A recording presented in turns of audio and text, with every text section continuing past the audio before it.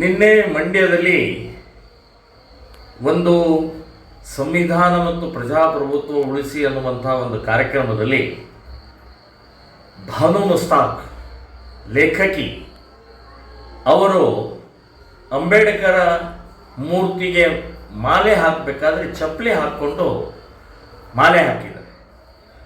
ಮಾಲೆ ಹಾಕುವಂಥ ಅಲ್ಲಿಯ ವ್ಯವಸ್ಥಾಪಕರು ಹೇಳಿದ್ದಾರೆ, ಚಪ್ಪಲಿ ತೆಗೀರಿ, ಚಪ್ಪಲಿ ನಾವೆಲ್ಲ ಹೊಲಿಯೋ ಸಮಾಜದವರು ಮತ್ತು ಚಪ್ಪಲಿ ನಮಗೆ ದೇವರು ಅಂತ ಹೇಳಿ ಚಪ್ಪಲಿಯನ್ನು ಹಾಕ್ಕೊಂಡೇ ಅಂಬೇಡ್ಕರ್ ಮಾಲೆ ಹಾಕಿದ್ದು ಅತ್ಯಂತ ಖಂಡನೀಯವಾದ. ಇದು ಇಡೀ ದಲಿತ ಸಮಾಜ ಅಲ್ಲ, ಅಂಬೇಡ್ಕರ್ಗಲ್ಲ, ಇಡೀ ಹಿಂದೂ ಸಮಾಜಕ್ಕೆ ಅಪಮಾನ ಮಾಡಿದಾಗ.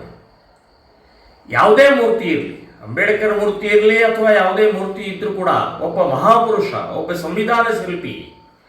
ಸೊ ಅಂಥ ವ್ಯಕ್ತಿಗೆ ಚಪ್ಪಲಿ ಹಾಕೊಂಡು ಇದು ಮಾಡ್ತಾರೆ ಅಂದರೆ ಇದಕ್ಕೆಲ್ಲದಕ್ಕೂ ಕಾರಣ ಕಾಂಗ್ರೆಸ್ ಸರ್ಕಾರ, ಮುಖ್ಯಮಂತ್ರಿ ಆದಂಥ ಸಿದ್ದರಾಮಯ್ಯನವ್ರ ಕಾರಣ.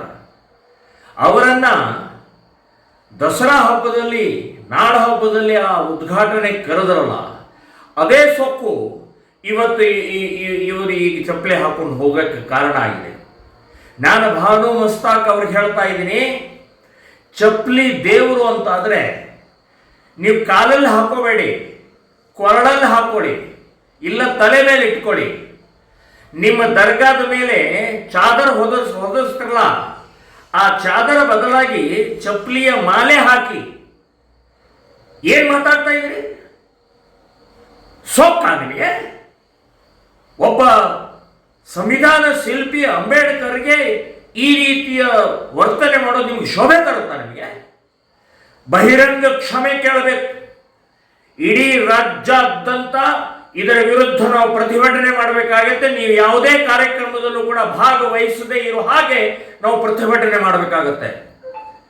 ಇದಕ್ಕೆ ಮಾನ್ಯ ಸಿದ್ದರಾಮಯ್ಯನವರೇ ಏನು ಹೇಳ್ತೀರಿ? ಈಗ ದೊಡ್ಡ ಅಂಬೇಡ್ಕರ್ ದಲಿತರು ನಮ್ಮ ಅಹಿಂದ ಅಂತ ಹೇಳುವಂಥವರು ಈಗೇನು ಹೇಳ್ತೀರಿ?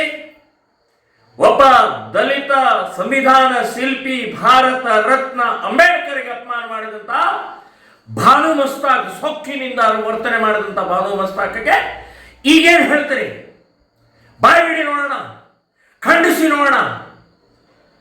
ಮುಸ್ಲಿಂ ಅಂದ ತಕ್ಷಣನೇ ಇವರು ಮೈ ಮೇಲೆ ಅಲ್ಲಾ ಬಂದಂಗೆ ಮಾಡ್ತಿರಲ್ಲ.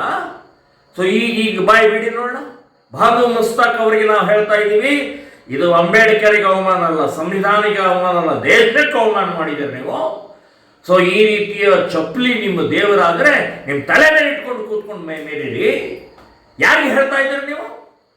ಈ ರೀತಿಯ ವರ್ತನೆ ಸೊಕ್ಕಿನ ವರ್ತನೆ, ಇದು ಖಂಡನೀಯವಾದ. ನಾವು ಇಡೀ ರಾಜ್ಯಾದ್ಯಂತ ಇದನ್ನು ಪ್ರತಿಭಟನೆ ಮಾಡ್ತೀವಿ.